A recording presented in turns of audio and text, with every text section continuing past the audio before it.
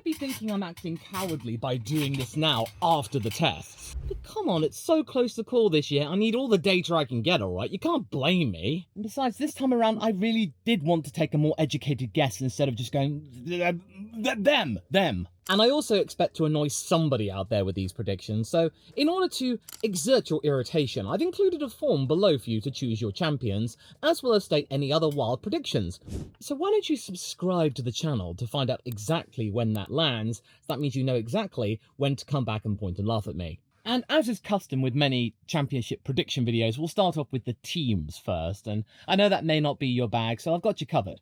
You can go to this timestamp here to just find out the Drivers' Championship predictions, but for now, for people who are interested, here are the Constructors' predictions. I'll keep these ones relatively short, but I think you don't need me to tell you that Sauber's pretty much going to be propping up the list in 10th, because the cars still look very tricky to drive, although the lineup of Hülkenberg and Bortoleto might be more constructive with their development, and they will be working things out before they transition to Audi. I personally think that they will transition to that this year because the whole thing was stake, there's lots of issues and awkwardness around there. I feel like Audi will use any excuse to drop that sponsorship very, very quickly, especially since the livery looked absolutely awful in real life. I thought that fade would have looked really good as in the render, but no, here in real life it looked excruciatingly terrible and awkward and low rent. That green's going to change, mark my words, and that won't really improve it or make it faster, but I don't think it will be as embarrassing as last year. They'll still be last though, but they'll be slightly closer to the rest of them. And then 9th place, because somebody's got to be second to last, I predict is going to be Racing Bulls, because even though they are taking more and more parts from the RB20, the difference is that they won't have the technical experience that comes along with those parts because they've got to develop them themselves. They get a starting template and then they've got to go from there themselves because they can't just simply copy what Pierre Waché and his team are doing. Not to mention for the fact that Isaac Hadjar is an unknown quantity. This team's going through a transitional phase. At least it's got some kind of identity which is unique. But hey, like I said, somebody's got to be last, and I think it's these guys, because all the other midfield pack, they seem to have made a much more concerted effort, which is a little bit more obvious. Well, I mean, except for Aston Martin, who I predict will be 8th, because they're looking to 2026. The first hint of a clue of what Adrian Newey's plan will be, he essentially just goes, what will be, will be. Fernando Alonso will do whatever he can to try and get some decent results, maybe at least 1 or 2 top 5 finishes. But I don't think there'll be much going, and we all know about Lance Stroll. It is essentially a team with one hand tied behind its back. Then I've got Haas in 7th place, and I know, for the first couple of days of testing, they didn't really care about chasing lap times. They were doing what they did last year in pre-season testing, and just getting their long runs down, and making sure that their tyre wear can last the distance over a whole race stint. That's fair enough, but it does mask their potential for this season.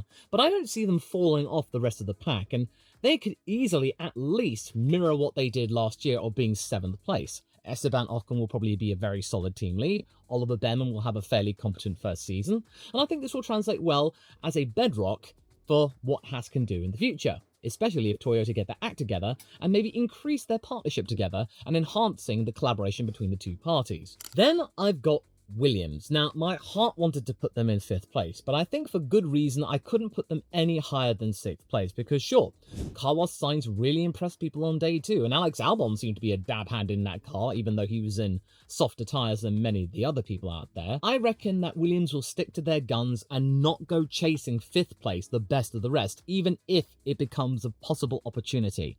They will be still focused on James Vowles' plan to look to the brand new regulations for more stable, long-lasting, long-term change that will endure. And that is unlike the people who will finish in 5th place, Alpine, because they want this success right now. And it's getting Pierre Gasly a little bit like, well, are you sure you want to do that? Because we might be on the back foot later on. But no, they don't care. Renault wants a shot of this team, and they'll do anything it takes to finish best of the rest to make themselves look good for any potential investor, or ideally somebody to take it off Renault's hands, at least in terms of a majority stake. The car looked fairly decent in testing, much better than last year, and it won't be right locked near the back. But it will mean that, hey, Alpine might be pretty good this year. Next year, though, remains to be seen. They might be back near the back. Depends on what they come up with in the wind tunnel, unbeknownst to us. Then I've got Red Bull in 4th place in the Constructors, albeit a very close 4th. The point spread between the top 4 is going to be very, very close, within 50 points, I imagine.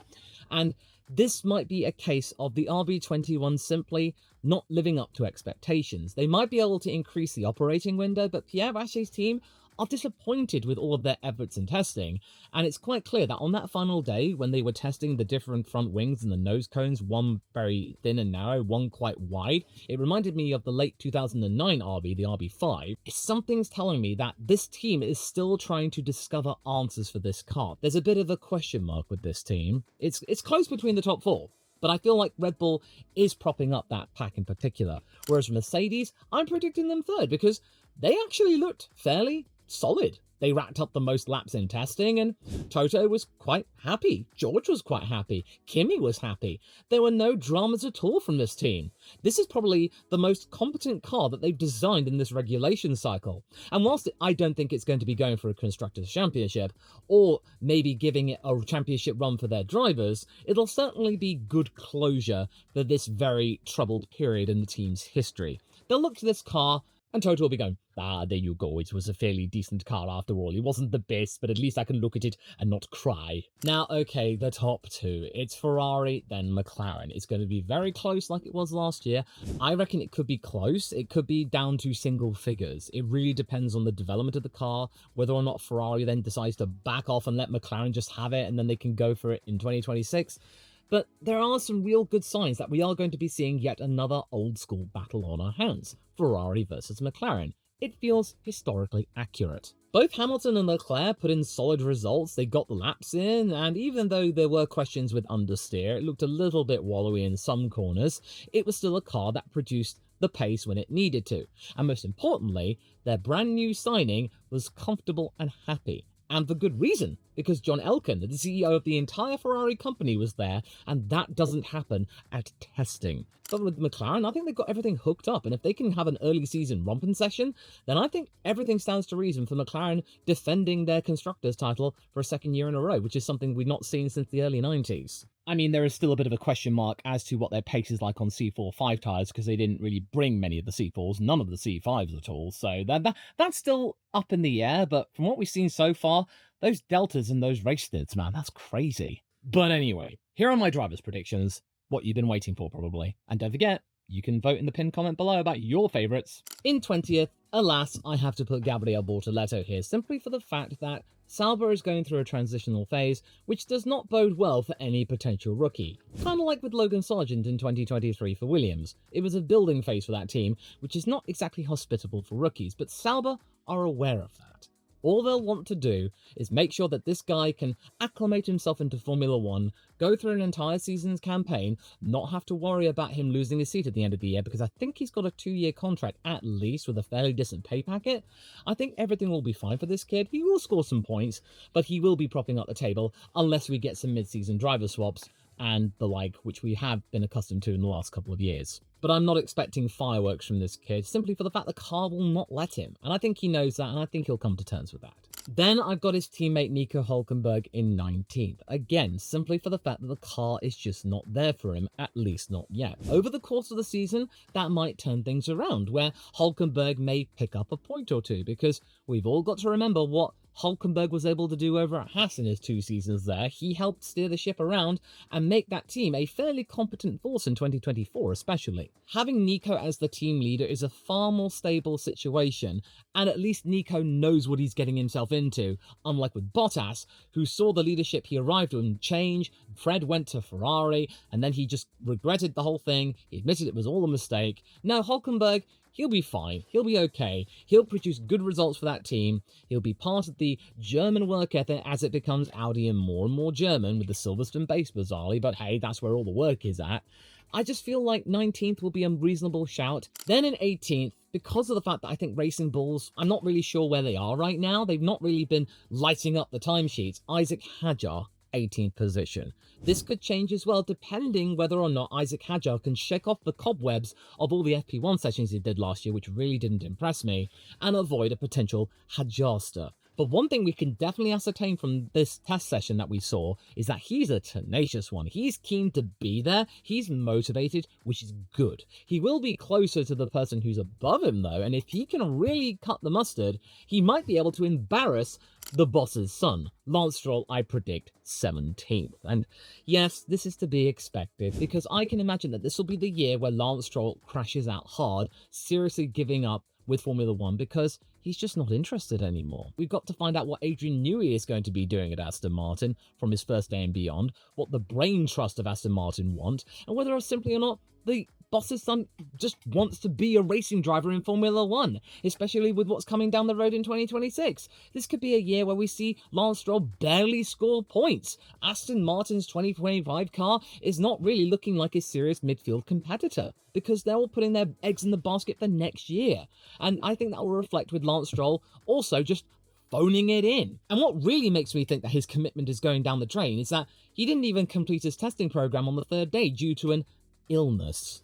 That was reported by his team. And you might be thinking I'm being cruel, that's saying, oh, come on, he was ill. Well, how do we know that? Given what we've seen with Lance Stroll and Aston Martin, how they talk him up, I can't fully trust that combination about him being actually sick. Surely Felipe had his race kit available to step in for a couple of hours, right? Well, that's really, really suspicious. The spanner of speculation is strong right here. I mean, yeah, I'm just going to have to do that like that. Then I've got Yuki Tsunoda in 16th, and you might be confused given how much I've hyped this guy and how he should have been at Red Bull Racing. Why is he this low? Well, it's down to what I said with Isaac. It's just down to that the Racing Bulls V-Carb O2, I'm not sure about. I'm not sure whether or not this is the package that can give Yuki a car that can challenge the top 10 against the ultra-competitive for this year Alpine and the Williams that looks like it's really gotten its act together finally, and Haas kicking it on with Toyota. And Aston Martin, well, I mean, they're not going to be competitive this year, but they're certainly looking a bit more together with it than Racing Bulls. It's all a bit uncertain. There's a question mark there, as well as the senior team. And not to mention there's a question mark about what Yuki Tsunoda's intentions are for this year, because he's now completely changed his management team, possibly with the looking to finding new places to call home for next year, and maybe getting a concerted effort with Aston Martin, or maybe another team altogether, who knows? But this is a major change for Yuki. He might be just checking out of the whole Red Bull experience because, well, he simply got snubbed despite putting in all the time. And I don't think he'll be phoning it in like Lance Stroll, because he'll want to prove his worth. He'll want to put on a good show for any prospective team that might want him. And even though the world is looking like it's totally against the Australian, I think that Jack Doohan will be a fairly solid 15th place. And even though it may not seem like it would match with the 5th place of Alpine, I think we might see a reflection of 2024, where the team puts all of its eggs in the team leader's basket. But that's not to say that Jack won't get any scraps whatsoever, because from what I've seen in testing, he didn't put a foot wrong, he put in consistent lap times, he put in the effort, loads and loads of miles, and there were no foul-ups, no mistakes, and he looked fairly confident. He was just batting away the criticism, the speculation.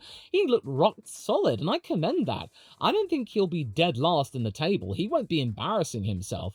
And I think come the Miami Grand Prix, he'll be in a position where maybe the team will go, okay, you know what, we may as well just see you out for the rest of the season. And I will hope that he will do that.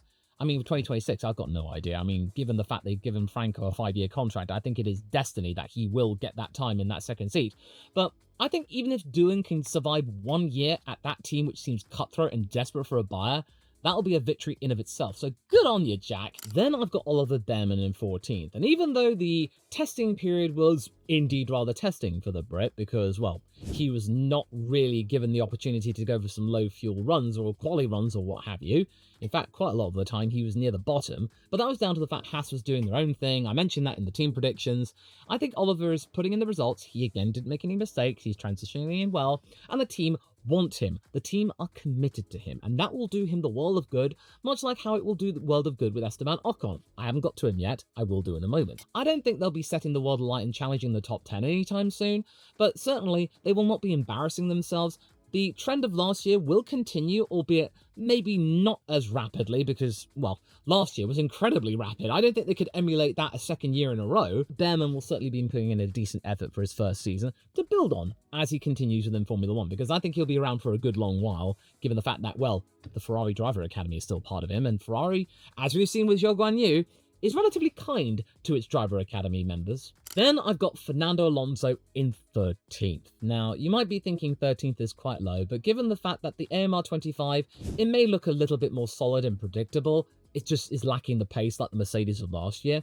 13th place is a fairly reasonable place to put the Spaniard. He will drag that car into places where it doesn't deserve to be, like with many other examples that we have seen him in over the years. This is just yet another example of the AMR 25 somehow finding itself in a 6th place. And you'd be thinking, how did that get there? Well, Fernando, that's why. He won't be down in the dumps this year. I mean, sure, he might have some flare-ups every now and again, but he's got his eyes on the 2026 prize because that's make or break for the Spaniard. It either works out and he continues for a couple more years after that, or it doesn't, and that's the last time we ever see him in Formula One, or at least in current machinery. It all depends on how things go in 12 months' time. This is a holding year, but that doesn't necessarily mean that Alonso will hold his tongue the entire time. But 13th, perfectly reasonable. Okay, now I've got Esteban Ocon in 12th, and this man is absolutely loving his life right now. What's going on at Alpine, the tumultuous times there, Pierre getting a little bit awkward, yeah, it's all proving that Esti Besti was right. That maybe the scorn and hatred toward him was misguided, and I can't wait for him to just be happy and prove people wrong. He deserves a second chance, and Ayo Komatsu, I have total faith in him being able to demonstrate that to us all, that we will see an Esteban Ocon which is a changed man.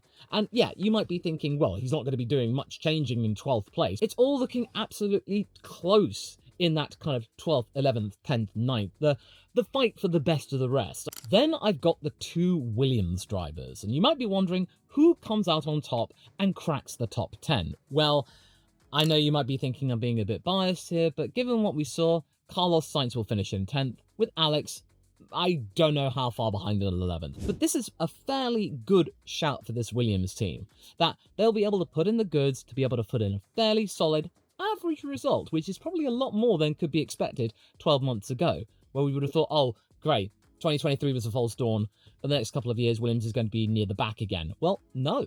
I feel like now, 2025 will be a year where they get all of their processes up and running, which means in 2026 it'll be even more seamless, and we'll actually see a car which fundamentally might have been pretty good, but it just needed to get its weight down, and the process is more efficient, and we might see more potential that we did see moments in 2024 appear more consistently, with Carlos extracting more of it right out of the gate.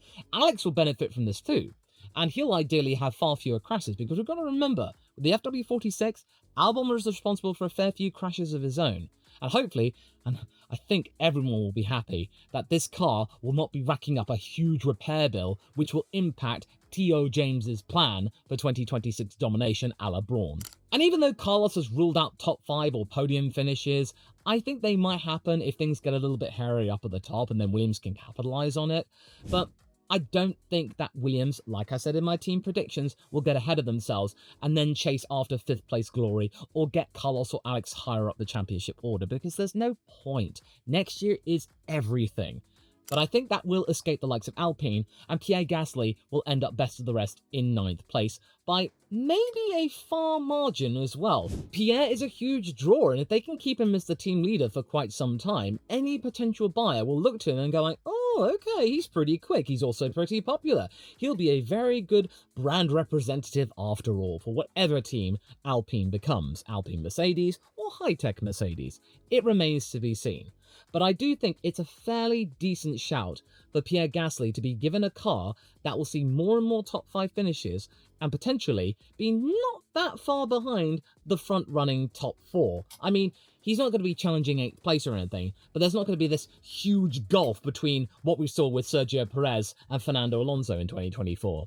And speaking of that top 4, let's start that with the 8th place man, Liam Lawson. Now, you might be thinking, hang on a minute, why are you putting Liam here? Well, Liam Lawson finishing 8th in his first full year in Formula 1 is a lot more understandable and easier to swallow than Checo being a distant 8th last year. And we all know about what happened, that the car escaped him, they didn't listen to his criticism from Spain 2023, and it all fell apart from there. Arguably, I think it all fell apart for Checo after Monaco 2022, and Max got something stuck in his craw, and then the momentum shifted from the Mexican ever since, but that's neither here or there. Liam, I think, will be more than happy just to have an 8th place and just get some good experience on the board, because I feel like there is a culture of shift going on with Red Bull Racing, that they're being a little bit more patient, because they might be aware about what's going on with Max, they might lose him in the next couple of years, they need somebody with a little bit of experience and is fully represented the Red Bull brand to step in.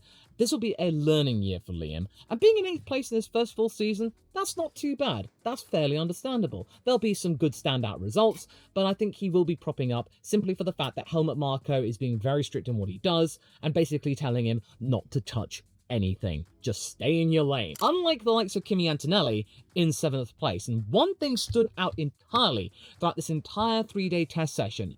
Didn't it look really natural that Kimi was in that Mercedes and that it felt like he'd been around for a couple of years already? It just looked natural. It looked right. You might be thinking I'm being completely delusional and that, oh, I'm just living off of the hype of Kimi Antonelli being the next Max Verstappen or Michael Schumacher or Fernando Alonso or what have you. But come on, you got to admit, Kimi just got on with it. He just existed. And it looked like he was confident. Okay, that was manufactured by Toto, for example, because he gave him thousands of kilometers. Well, that's the case with Oscar Piastri over at Alpine. Same goes for Jack Doohan. Same goes for Oliver Behrman. Lots of these rookies now are getting time and effort put into them in either the simulator or in old cars. It's becoming more and more common now that the cost cap is coming along and teams aren't losing money hand over fist. They have the money now to do testing for potential rookies that might want to come in. The flavour is back again for these youngsters. And Kimi is one of the byproducts of that. And his acclamation has been remarkable. I'm not expecting him to be going for a championship run anytime soon, but I think that 2025 will be a fairly solid rookie year where he will come out as the best of that pack. It will be one of the narratives of this year, Lawson versus Antonelli. They'll be coming together. They will be definitely vying for the best rookie of the year, simply for the fact they're in the, well, front-running car. And Kimi, I wouldn't be surprised if he sneaks in a cheeky win. Depends. Then I've got George Russell in 6th position. A fair distance between Antonelli and Lawson. And even though you might be thinking, well, you don't think that he's going to be a championship contender? Well, no. Not over the course of a whole season. Early on, he could be. He might get a couple of wins. Who knows? But Mercedes probably will be looking at the momentum that they have right now and maybe focus on 2026 when the rules are looking likely that the power unit will become more important than it has been in the last few years, and Mercedes are the initial favourites in that regard. But I think George will be happy that he has a car that can be competitive and it's not temperamental, that there's some kind of closure, that they can just close off that period of their history. It was just a bad time for them all and then look forward. George is the team leader. I'm pretty sure that in the next couple of months, both he and Antonelli will get contract extensions announced. It'll all be gravy for the next couple of years, and Mercedes can rebuild from there. But for now, 6th place, perfectly reasonable. Not too far from the top 5, but who is propping up the top 5? And you might be really surprised by this, but I'm putting my boy, Oscar Piastri, 5th place. But, Law, what are you doing? Why on earth are you putting your boy down there? As an Australian, I am unsubscribing right now. Now, come on, think about it. Who else is ahead of this kid? I'm not going to spoil it right now, but the remaining 4 names in your head already sound like the highest talents available in the sport at the moment. And Oscar Piastri, so far, in testing, did not really set the world alight. It seems like his teammate might have the momentum for 2025 after all. There are just some question marks I've yet to have seen answered thus far. Sure, Oscar is aware of them and he's looking to address it in 2025, but so far I've not been convinced that, yeah, Oscar's really kicked on. He's giving Lando a run for his money. I really hope that I'm wrong, and I want him to prove me wrong. I want Piastri to just take me round the back and slap some sense into me. I want him to do that. But right now, I have to be logical. I have to put my personal biases aside and think, yeah, Oscar, top 5, that 5th. That's the best I can do right now. Again, I want to be wrong about this, but I have to be fair. Because even Oscar has admitted himself, he needs to work on his qualifying, and last year, that proved to be a big problem for him. and getting stuck behind other cars and not being able to do much from there to help out his teammate or the team. It really was a problem. Like how it was a problem that sometimes McLaren dropped the ball a la Imola, where I think Oscar could have grabbed his first pole had it not been for not realising that Magnussen was there and then he got penalised for impeding. I predict that in 4th place will be Lewis Hamilton. Now you might be thinking, wait, you're not saying that he's going to be a championship contender? Yes, he will be, but in the early stages. The whole point of 2025 is about making sure that Hamilton is comfortable and in sync with the system at the Scuderia. And for him to maybe get a few wins dressed in red. It'll look great for the press and the media and the world's attention. And I think Lewis will be more than happy with that for this first season with them. He's got 3 years with them, and 2026 could be open to anybody, including Lewis. This year, he just wants to finish off this regulation cycle, which he doesn't particularly like, with the most wins he's had in one season.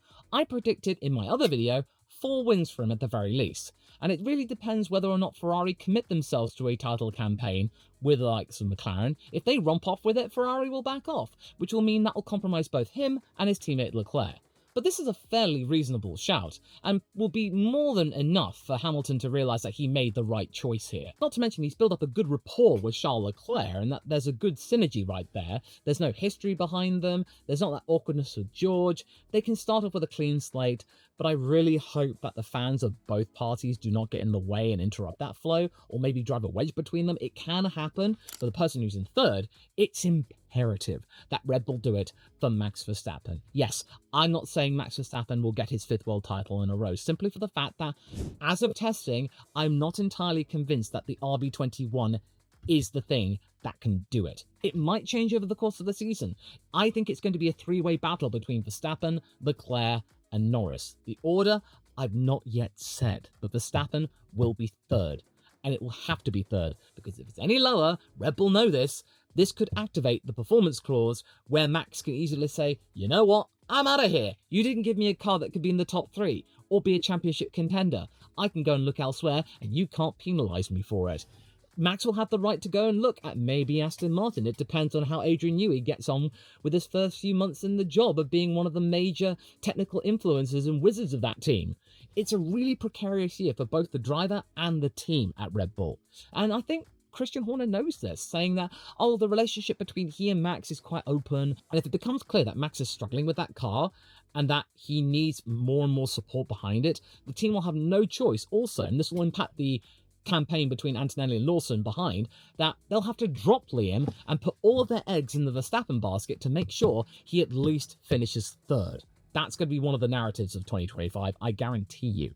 If Max can't vote for the title, he'll have to finish third. If he doesn't, and it's 4th or lower, then just watch this space. Now, okay, the big one. Who's going to win the 2025 World Championship? And I'm going to have to pick somebody, and I think it's going to have to be Lando Norris. I will remind you there's a Google form, you can exert your irritation right there, but for now, let me explain. Because Lando stood out in Bahrain by consistently recording top lap times and extracting remarkable race pace from a well-balanced McLaren, with some people saying that potentially over a race stint, there could be 30 seconds between them and Mercedes. That's crazy! Not to mention, ever since it became clear he wasn't going to be contesting for the world title anymore in 2024, Norris changed. He suddenly got really zen, relaxed, chill, not bothered by anything. You remember the whole incident in Qatar when they weren't picking up a bit of debris, and then Lando had that incident with the yellow flags, he got a penalty for it? He didn't get angry. He just took it on the chin. And then afterwards he was just like,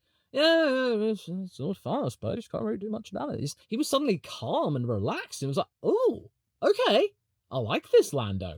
I like this Lando who's unfazed by things. He learnt a lot last year from not just Max Verstappen and the team also trying to get its act together, but also from social media tearing him a new one. Thankfully, it's had the desired effect in motivating him to be better instead of him crumbling.